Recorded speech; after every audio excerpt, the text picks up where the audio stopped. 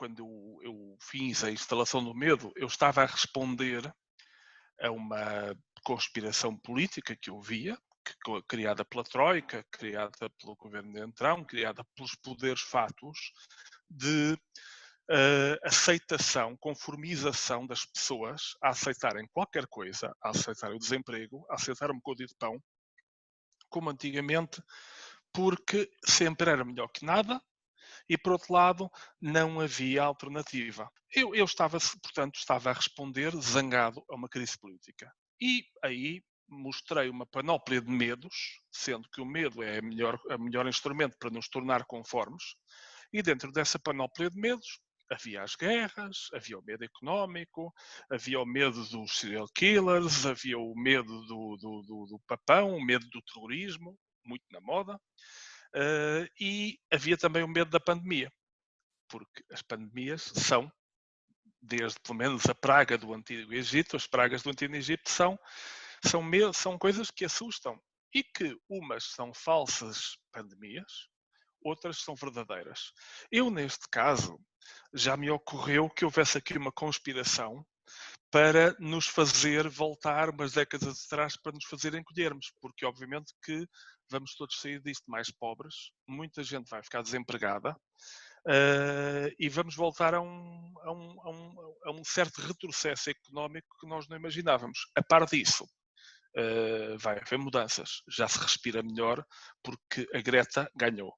A Greta Hervis ganhou, mas esta parece-me que é verdadeira, até porque me custaria muito imaginar que todos os cientistas, enfermeiros e médicos estavam metidos numa conspiração mundial para nos chatear. Uma instalação do medo é usar uma armadilha, usar um cavalo de Troia, usar um lobo mau para nos encolher enquanto pessoas.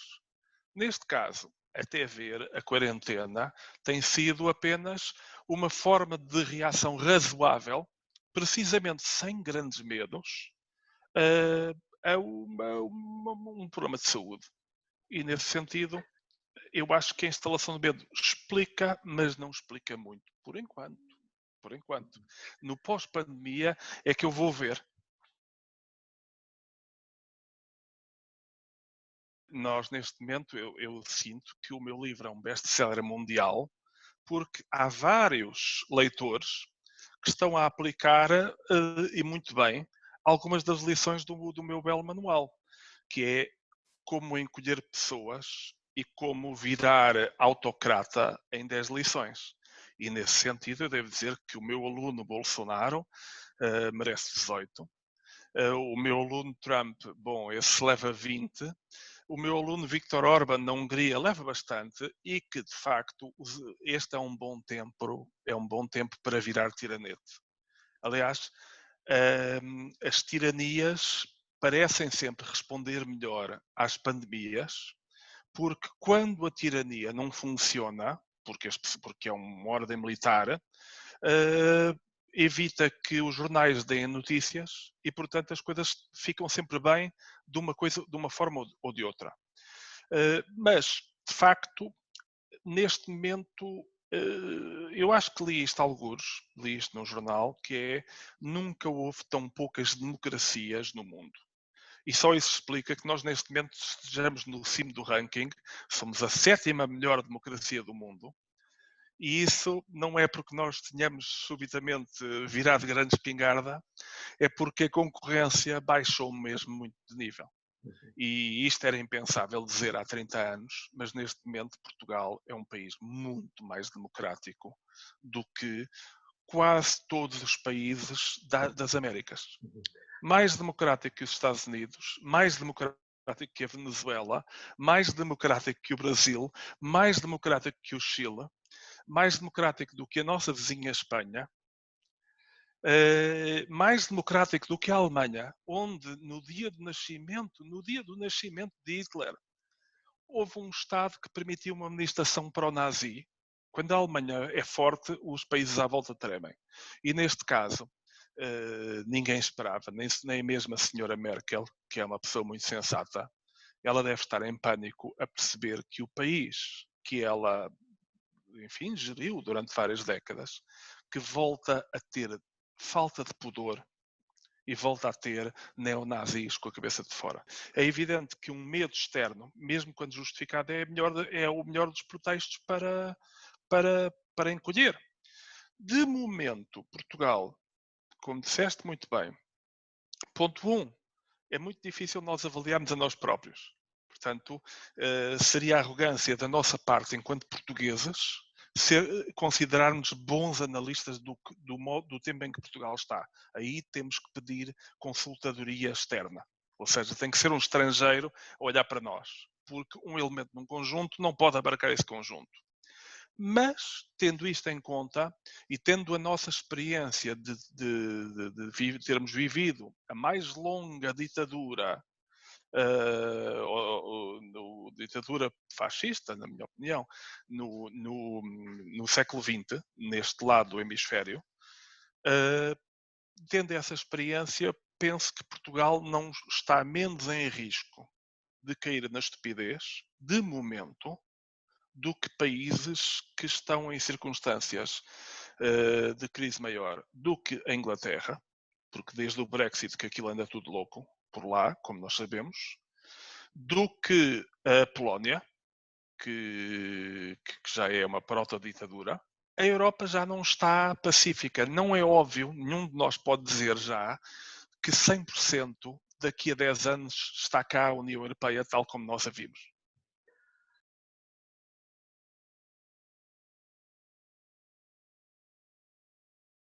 Se falas em razão e coração, eu aí digo-te, tu és uma criança, porque eu, como homem mais velho que tu, o que eu posso dizer, do alto da minha experiência, o que eu posso dizer é: nunca apeles à razão dos povos durante muito tempo, e nunca apeles ao coração dos povos. Apela antes ao interesse. Por isso é que nos livros, nos filmes, quando se fala dos gangsters e da máfia e dos tipos da droga, há quem tenha a teoria que é: vamos prendê-los todos, e há quem diga: não, vamos atacar-lhes onde lhes dói, que é no bolso. Portanto, atacar no bolso é sempre muitas vezes mais eficiente do que apelar ao coração, mas a emoção infelizmente dura pouco. Portanto, é como num casamento. Nós podemos apaixonamos-nos por outra pessoa e namoramos-nos por outra pessoa, mas depois conseguimos criar um futuro comum, precisaremos muito mais de paciência do que de coração. E neste caso, eu, aliás, há muitos anos que sugiro isto, que é uma solução para um casamento feliz, é as pessoas fecharem os olhos à facadinhas no matrimónio. O que é chato é se forem muitas. Se forem ocasionais, qual é a gravidade? Agora, vá explicar isto à minha mulher. No Brasil, então, isto é flagrante. Ninguém no Brasil, na classe média alta, educa os filhos. Todos têm babás. É preciso proteger a babá a certa altura. Portanto, o Sistema Nacional de Saúde, neste momento, os inimigos que tinha, perdeu-os. E o Estado, como ajudante, seja de empresas, seja de indivíduos, ganham algum poder. Agora, o que acontece com a Europa é que a Europa foi criada com um interesse simples. Nunca mais voltará a haver guerra entre a França e a Alemanha. E o que acontece é que já não é improvável, e esse próprio fim já é pouco, e não agarra. E eu não sei se o coração, ou seja, a ideia que tu tens de coração tem muito a ver com a ideia de romantismo, quer dizer, a razão, quando se trata de proteger a razão, quando se trata de proteger o bolso, quando se trata de sobrevivência, todos nós percebemos, num certo momento, que temos os mesmos interesses. Digamos que os interesses, como o capitalismo, são mais internacionais do que as canções românticas. Da mesma forma, nós, portugueses, italianos, franceses, espanhóis, começamos a não ter paciência para esta gente do Norte, que ainda agora desceu lá da floresta e já se acha a mais civilizada do mundo. E às vezes temos que lhes lembrar: ó filhos, vocês são ótimas pessoas, mas antes da Nokia havia o Leonardo da Vinci. havia os Lusíadas. Antes da Nokia havia as Naus. Antes da Nokia havia o Nónio, minhas bestas. Eu não sei, eu acredito que alguma coisa sobreviva, porque sou um otimista, mas nunca me surpreendem as desgraças, porque sou um otimista informado. E por isso, como eu sei que vamos todos morrer, eu não sei se nós vamos estar vivos daqui a 10 anos, se calhar até morro antes da União Europeia.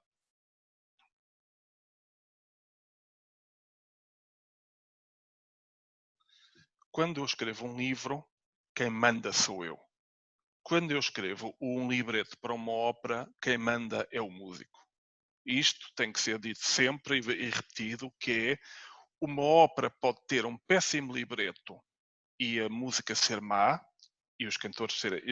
Um péssimo libreto e a música ser muito boa, e os cantores serem bons, que será uma grande ópera. Uma ópera, se só tiver um bom libreto, é péssima. O libreto é apenas a massa da pizza, é apenas o chão sobre o qual todas as outras partes, a encenação, a coreografia, a cenografia, a música, a voz e os instrumentos dançam. Portanto, no caso do É Possível Resistir em Torres Vedras, que foi uma coisa que eu gostei muito de participar e acho que não sei se foi a primeira ópera comunitária itinerante na rua, em Portugal, mas foi, de certo, uma das raras, seja cá, seja lá fora. Isto é sempre bom dizer que, embora sejamos portugueses, não estamos sempre a imitar o que é lá fora. Quando trabalho com um compositor, pode ser o Luís Soldado ou pode ser o Raul Sonado, eu tento sempre, a primeira coisa que eu faço é escutar e perguntar quais são os instrumentos. Isto é, quais são.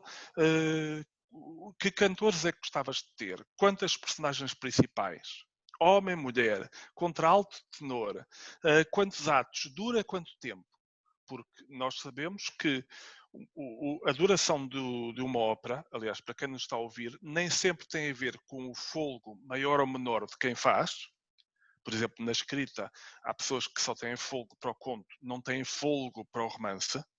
Há atletas que são extraordinários nos 100 metros, mas não conseguiriam fazer nada nos 42 quilómetros da maratona, e vice-versa. Há atletas que conseguem correr a maratona, mas se fossem correr 100 metros não faziam nada. Mas muitas vezes é uma questão de fôlego. Ora, no caso da ópera, não é tanto uma questão de fôlego como uma questão de meios. Portanto, a duração de uma ópera, como nós os dois sabemos, muitas vezes tem a ver, tomar a nós termos feito uma ópera de 3 horas, o que acontece é que de uma vez disser-nos, olha, não pode ser mais que 30 minutos. De outra disser-nos, não pode ser mais de 40. De outra disser-nos, não pode ser mais de 15. E tomar a nós, às vezes, ultrapassar esse tempo. Neste caso, uma ópera de rua, com atores, com músicos, com amadores, com profissionais, em que a certa altura se quer uma banda, a primeira coisa que nós fizemos foi, nós os três, eu digo os três, as pessoas que estavam no projeto inicial, a Linda Valadas, o Luís Soldado e o Ruizinho, estou a falar de mim, da terceira pessoa, o que nós fizemos foi ir ver os terrenos possíveis dentro da cidade de Torres Vedras. Portanto, esta ópera, o É Possível Resistir, foi feita para a cidade, com temas da cidade e com espaços da cidade. Portanto, nós aproveitámos as praças que havia, e foi muito engraçado porque houve uma altura em que havia uma discussão se íamos para aquela que era cenograficamente muito bonita, mas depois para caminhar levava muito tempo. E por isso a ideia de arrastar pessoas na rua, a ideia de haver curiosidade, e aí eu devo dizer, eu era pessimista. Eu dizia, ninguém vai aparecer. E vocês eram otimistas e de facto eu perdi a aposta porque foi um sucesso de público, havia mesmo imensa gente. E aí tem outros problemas, que é, o problema é um problema desde logo para os cantores, que é, se há muita gente na rua e não há um grande apoio musical, não há um espaço fechado, como dentro da igreja, então a projeção de voz é diferente. E que instrumentos é que podem ser itinerantes? É difícil levar um contrabaixo. Todos estes problemas técnicos que são problemas de engenharia. Eu adoro. porque eu sinto muito, gosto muito de tentar ser criativo, tentando encontrar soluções de engenheiro.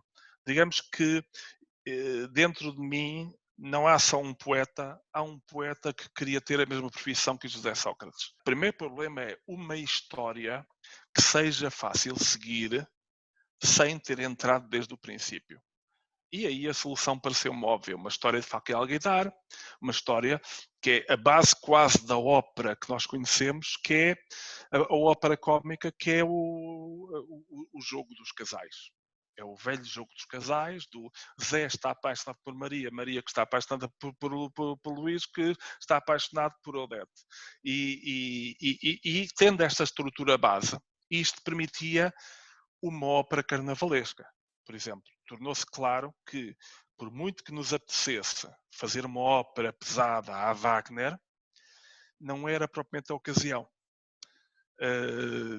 Não dava. Talvez pudéssemos aproveitar as Valquírias, mas isso seria se nós tivéssemos uns helicópteros e napalm e explosões. Então, tentei fazer uma estrutura para que o compositor e a encenadora pudessem inserir pessoas, para que a história fosse compreensível, ou mesmo se perdesse um pedaço da história, não tinha importância nenhuma, a gente continuava, e para que aquilo tivesse o que se possa chamar alegria. E pronto. Como eu tenho uma opinião das pessoas, sou sempre surpreendido pela positiva. Portanto, é uma das coisas. Portanto, eu à partida tenho sempre, eu gosto muito de ópera, mas tenho sempre medo que as pessoas não gostem de ópera e que a palavra ópera as assuste. E neste caso não há elogio maior do que aquilo que vem da boca das crianças. Porque as crianças não são diplomatas. Enquanto que os nossos amigos começam a dizer, olha, o que é que achaste? Achei interessante, estava engraçado, e nós já sabemos que acharam péssimo. As crianças ou gostam ou não gostam. Aliás, tu sabes isso, que se consegues prender a atenção de um grupo de crianças, é porque estás a fazer um bom trabalho. E isso muitas vezes nós esquecemos disso, porque muitas vezes nós esperamos que venha o senhor doutor avaliar da qualidade, mas aqui é mesmo, nós temos uma coisa em comum, e é uma das coisas que eu gostei muito deste trabalho em Torres Vedras, é nenhum de nós tem peneiras. Nós de facto trabalhamos para as pessoas e esperamos que as pessoas gostem e fazemos um trabalho que é complexo, é evidente. Tu és um músico que quer fazer coisas complexas, como eu sou um escritor que quer fazer coisas complexas, mas eu tento sempre, nos meus livros, mesmo nos mais difíceis, que tenham sempre uma camada que não exija um leitor com um esternocleidomastoidêutico doutoramento em literatura plurissignificativa. Não, há sempre, aprendi com os meus mestres, sempre pode haver passagens mais complexas, como nos clássicos da música há, mas há sempre um momento em que se diz, olha, se você tiver paciência para prestar um bocado de atenção a isto, nós tentaremos que isto seja bom para si. Não é preciso ir tirar à pressa um curso de hermenêutica. E aí, então, quando uma pessoa faz uma ópera na rua, quer dizer, o júri e o avaliador são mesmo as pessoas, o avaliador é a comunidade.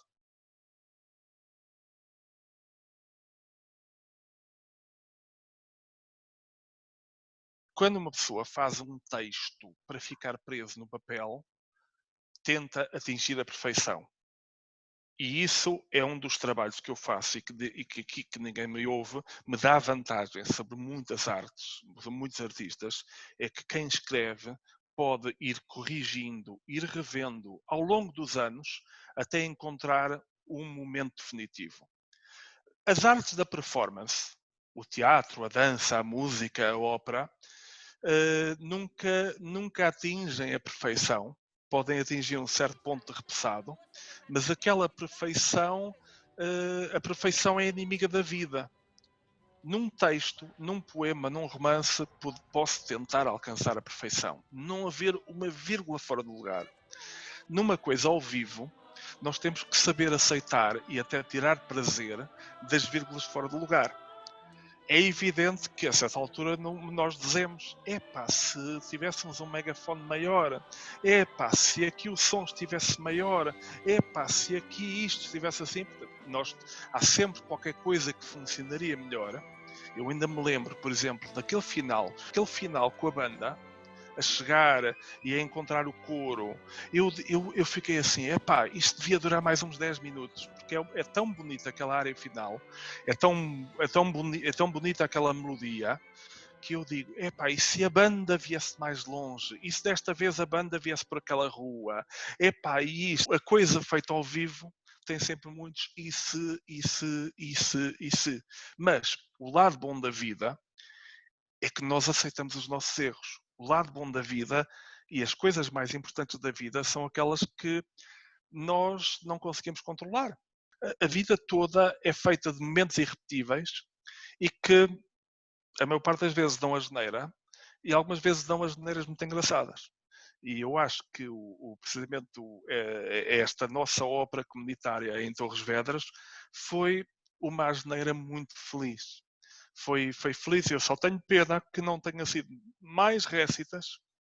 Só tenho pena que, enfim, que não tenhamos podido fazer aquilo de forma a que mais gente desfrutasse daquilo, a que nós desfrutássemos mais, a que nos momentos onde falha o som falhasse menos, a que houvesse em que houvesse um bocadinho mais disto, mais daquilo.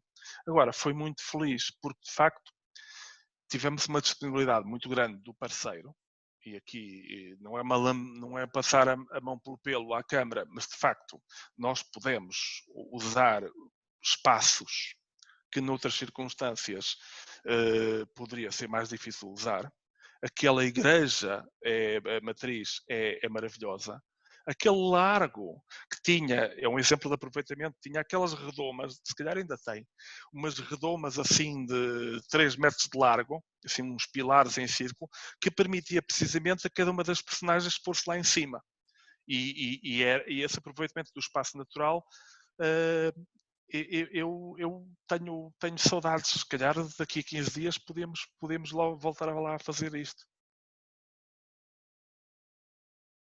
E até houve umas bestas que me disseram, olha que o Shakespeare escreveu o Rei Lear durante a pandemia. Agora, quanto a escrever, todos nós somos pessoas diferentes. E eu não estou parado.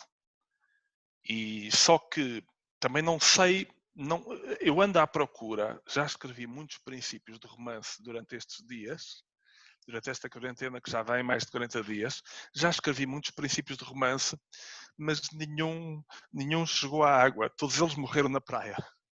Mas estou a tentar, estou disponível, estou curioso e estou a fazer aquilo que todos nós devemos fazer, que é a tentar manter uma bonomia, a bonomia possível e não engordar demasiado. Mas é difícil.